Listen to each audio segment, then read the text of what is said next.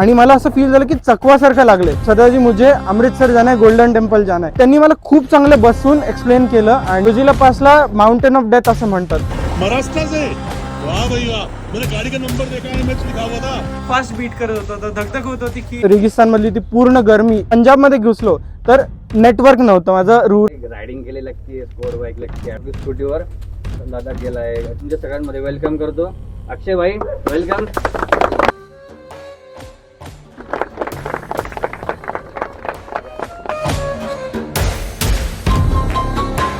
Okay. So मित्रांनो, सगळ्यात पहिले आपण सर्व एवढ्या थंडीचं सकाळी उठून एक रायडिंगसाठी जे इथे आलेलो आहे आणि आपलं जे पॅशन आहे त्या पॅशनसाठी एकदा शाउट आउट करू आपण. आणि थँक्यू सो मच ऋषी भाईला आणि सर्व टीमला की त्यांनी मला पण हा प्लॅटफॉर्म दिला आणि आपल्या सगळ्यांना पण एक कम्युनिटी तो बिल्डअप करतोय. आपण सर्व इंटरॅक्ट करू शकतो, एक ब्रदरहूड इस्टॅब्लिश करतोय रायडिंगचं. तर त्याच्यासाठी पण एकदा प्लीज टाळ्या वाजू जरा. तो फ्रेंड्स, अपन सर्व जैसे राइडर्स आहेत, जैसे हम लोग सब राइडर है, तो बस मेरा भी एक वही ड्रीम था. माझं पण एक ड्रीम होतं की म्हणजे काही माहिती नव्हती की डेस्टिनेशन काय असेल किंवा काय, बट मी असंच सुरू केलं रायडिंग. आणि मी छोटी टूरपासून स्टार्ट केलं. पुण्यापासून मी कोकणला गेलो फर्स्ट टाईम आणि सर्व सिनरी. आणि जेव्हा रायडिंगचा एक्सपिरियन्स केला त्याचे जे अप्स आणि डाऊन्स होते तर ते खूप जास्त थ्रिलिंग वाटले मला. आणि त्याच्यापासून मला एक इन्स्पिरेशन मिळालं की यार चलो धीरे धीरे करके कुछ बडा करते. आणि बडा मीन्स इंडियामध्ये आपल्यासाठी तर आणि जगातच सर्व इज ऑलवेज लडाख. लडाख एक ड्रीम डेस्टिनेशन, एक ड्रीम राईड सगळ्यांची असते. सो मी ओपन केलं गुगल मॅप्स आणि पाहिलं की किलोमीटर्स. सो डायरेक्ट किलोमीटर्स मला शो करत होते ऑलमोस्ट 2500. सो खूप 1500 किलोमीटर्स. सो खूप जास्त ते होतं.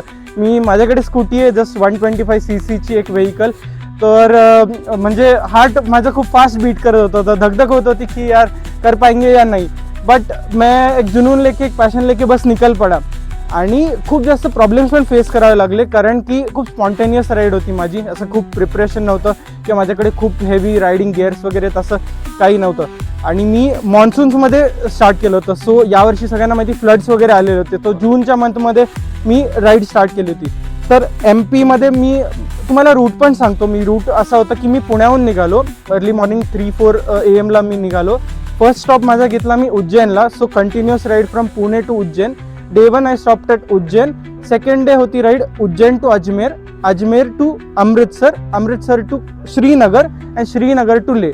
सो 5th डेला रात्री 8 वाजताच्या सुमारे मी पोचलो ले सिटीमध्ये. सो असा माझा जायचा रूट होता. आणि जेव्हा मी जर्नी स्टार्ट केली तर अर्ली मॉर्निंग तर खूप छान वाटलं. पण जसं जसं 200-250 किलोमीटर्स म्हणजे कवर केले तर मी पण खूप थकत होतो. तर मला समजायला लागलं मग बॉडी हायड्रेशन, प्रॉपर इनटेक हे सर्व मला त्याचा इम्पॉर्टन्स त्या राईडवर समजत गेला. तो एक्सपिरियन्स तसा समजत गेला.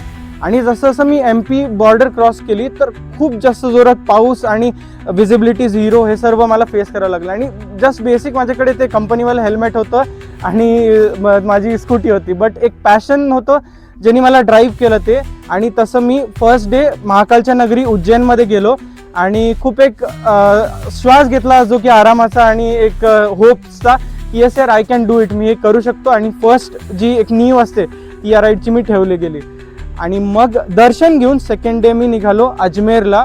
तर खूप सिनिक राईड होता तो पण. रुरल MP मधनं, मध्य प्रदेशमधनं असं कवर करत चित्तोडगडचा फोर्ट मी कवर केला. आणि ते कवर करत मी अजमेरला गेलो.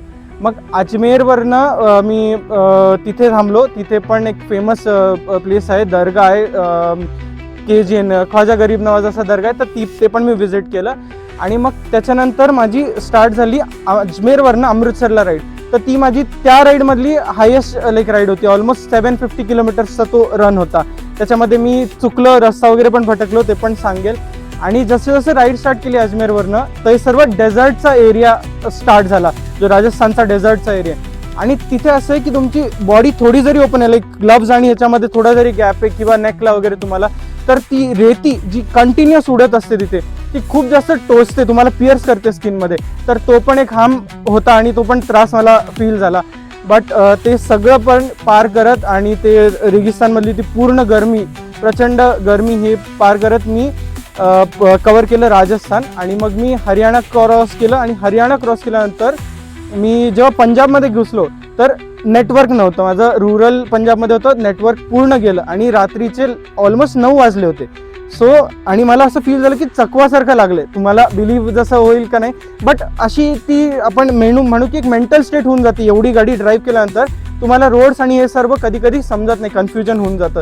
खूप नवीन स्टेट, नवीन रोड्स, रुरल प्लेसेस असतात. तर मला खूप इश्यू पण फेस झाला तिथे.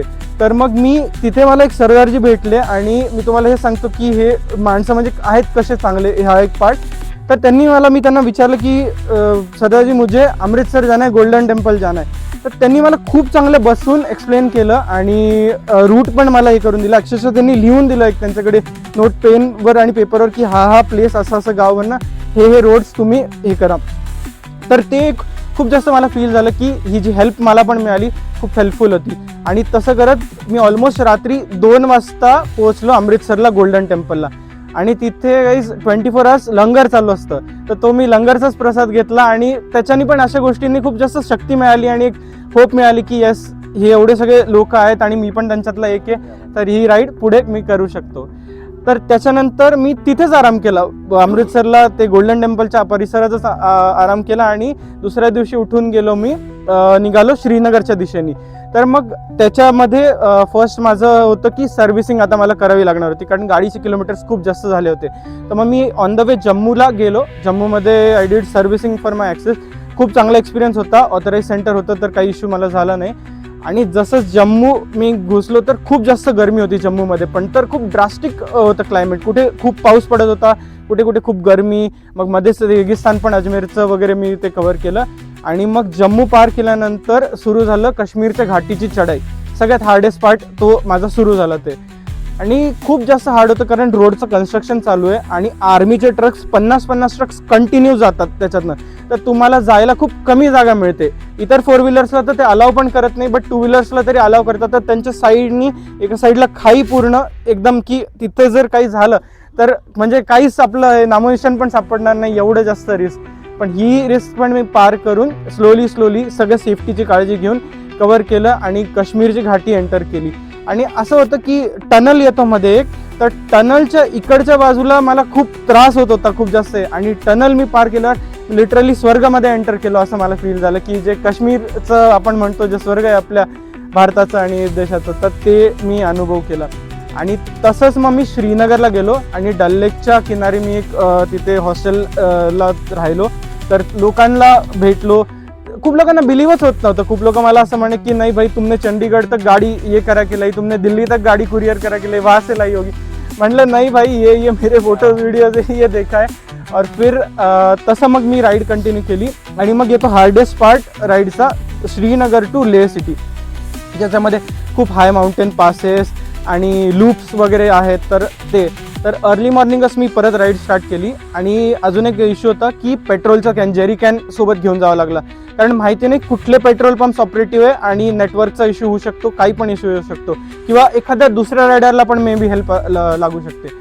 तर मग ती सगळी सोय, सकाळी उठून ती जेरी कॅन शोधा आणि हे सगळं मॅनेज करा, मग ते फिल करून घ्या.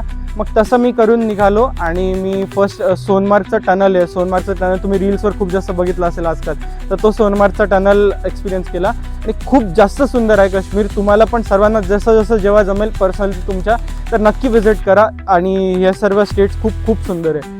मग सोनमार्ग टनल पार केल्यानंतर सुरू होतो जोजिला पास. जोजिला पासला माउंटेन ऑफ डेथ असं म्हणतात, कारण खूप जास्त हाय ऑल्टिट्यूडवर आहे. रोडमध्ये कन्स्ट्रक्शन बिलकुल नाही आहे. जे पेवर ब्लॉक्स असतात जसे हे असे गट्टू लावलेले आहेत, तर तसे तुटलेले गट्टू आहेत सगळीकडे. त्याच्यामधनं माझी ॲक्सेस, चे छोटेसे टायर आणि त्याचे एवढे सस्पेन्शन्स पण काही हे नसतात, जे की डेली कम्युटिंग व्हेकल आहे ती. तर ती खड अशी राईड करत मी ते पार केलं की भीती वाटत होती. इथे जर मी आता फसलो किंवा टायर जरी पंक्चर झालं तर एकच ऑप्शन आहे, मिलिटरीचा ट्रक येण्याचे वेट करा.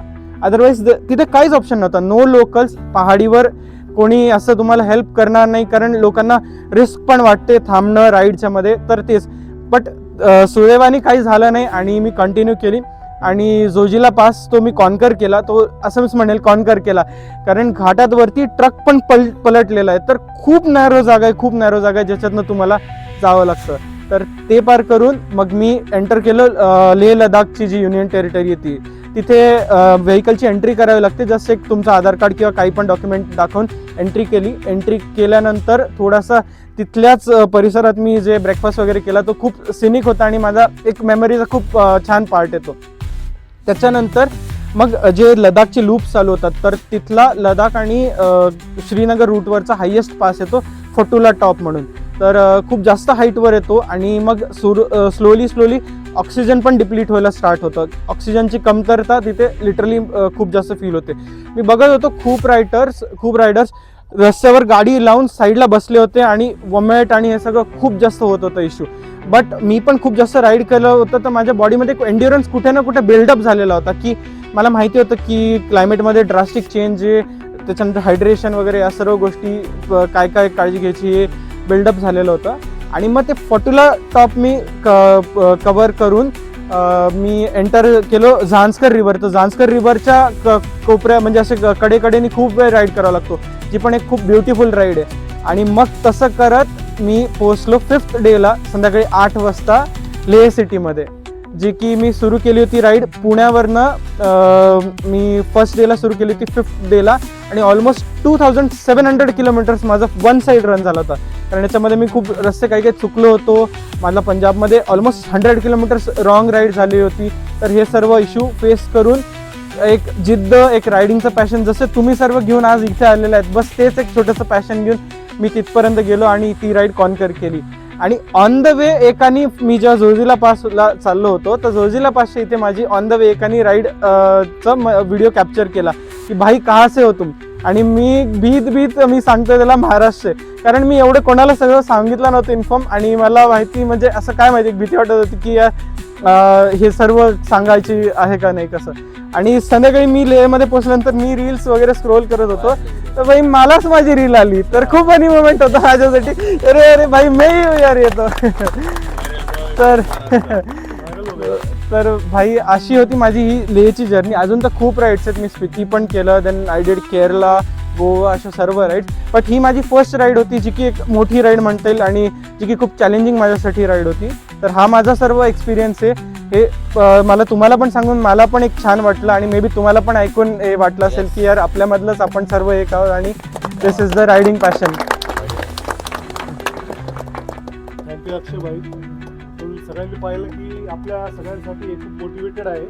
आपल्या छत्रपती संभाजीनगरचं एक भाग्य म्हणावं लागेल की आपल्या ठिकाणी एक असा एक व्यक्ती आहे आपल्या सगळ्यांसोबत, म्हणजे की ज्याने पूर्ण भारतामध्ये कन्याकुमारी पासून तर वरच्या काश्मीरपर्यंत त्यांनी राईड केलेली आहे. आणि इथं आपण बघतो की सगळ्यांकडे महागड्या गाड्या आहेत, म्हणजे ज्याची किंमत खूप महागडी आहे. काही मिडल क्लास फॅमिलीसाठी सुद्धा आपल्याला अशक्य असतं, काही जणांचं स्वप्न असतं ते.